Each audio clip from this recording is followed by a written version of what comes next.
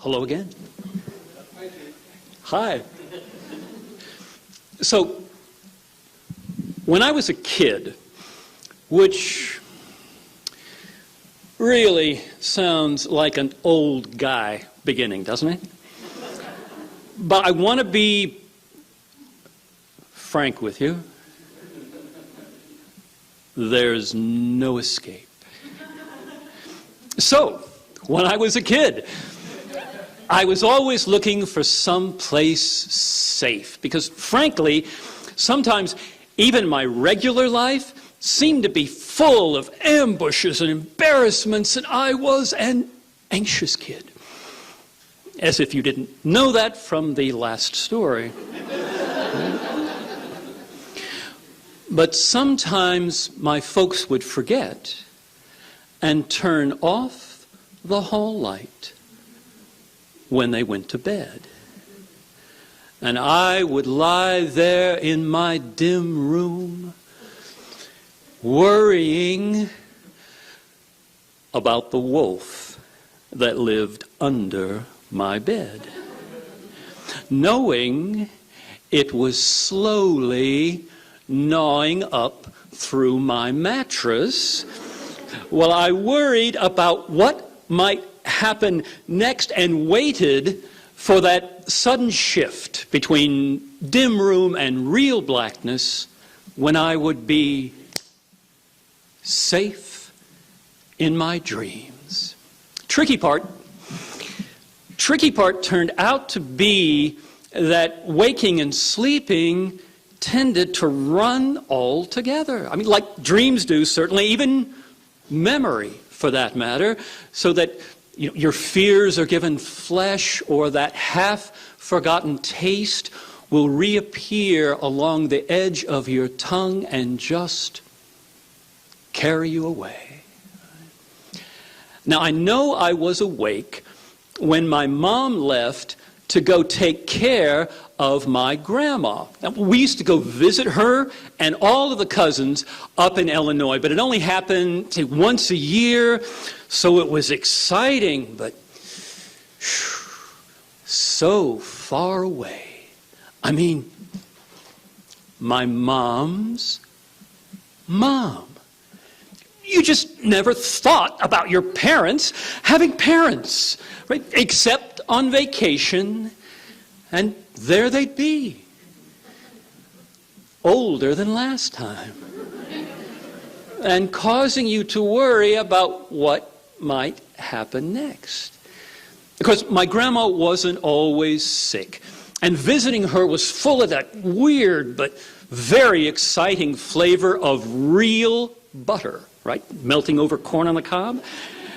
No, having grown up as a margarine kid, you understand. Right?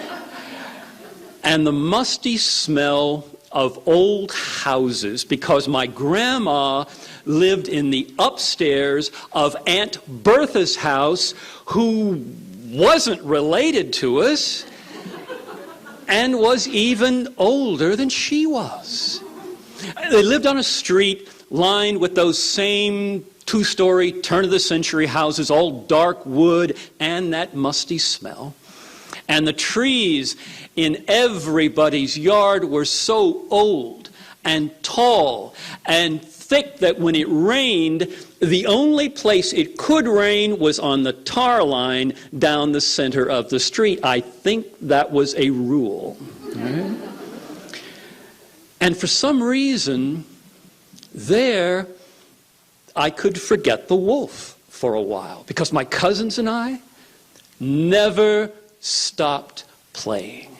Because the rain would catch in those leaves, and then the air underneath turned thick and damp, and the ferns in the yard curled up long as seaweed, and me and my cousins floated in those underwater yards and did not worry about what might happen next. Now, those underwater yards, that's not the dream part of this story, although it used to confuse me a lot even at the time, because I think when I wasn't busy being anxious and worrying about what might happen next, I spent most of the rest of my childhood just floating. I mean, suspended in my own eternal here and now and playing whatever came up. And at that time, I had a favorite toy, and that toy was a rubber motorcycle cop. Hey, it wasn't your cheap injected plastic motorcycle cop. And it wasn't your fragile motorcycle cop that would shatter when you dropped it from your grandma's second-story window. Now this was a soft and flexible rubber motorcycle cop. You could turn that cop's head, and he could see all sorts of things that your little brother couldn't if you tried to turn his head that way. Right? And that soft and flexible motorcycle cop had metal axles. Metal axles that you could push out to take the wheels off, and push in to put the wheels on, and push out to take the wheels off, and then you could poke yourself in the eye if you wanted to. If you wanted to, you could have bit the head off that rubber motorcycle cop and tried to swallow it, but our parents were very clear about what might happen next then, because we would gag and choke and turn purple around the edges and writhe on the damp ground among the ferns and die.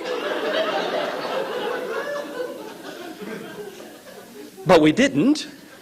I mean, we were too busy playing with it for it to kill us. Right?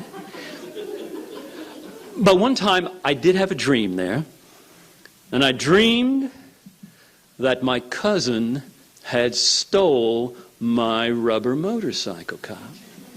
And in my dream, I walked out onto my grandma's back porch, and I slipped down the outside of the house on these old mossy wooden stairs. I ran through those underwater yards, down the street, up into my cousin's porch, and I walked right in, which is something I never would have done had I been awake, right?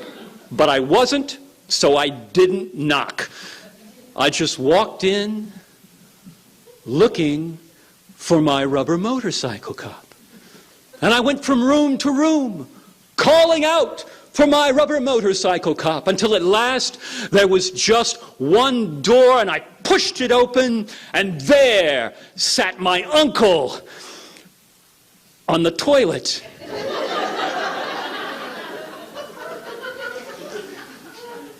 And he was holding my rubber motorcycle cop.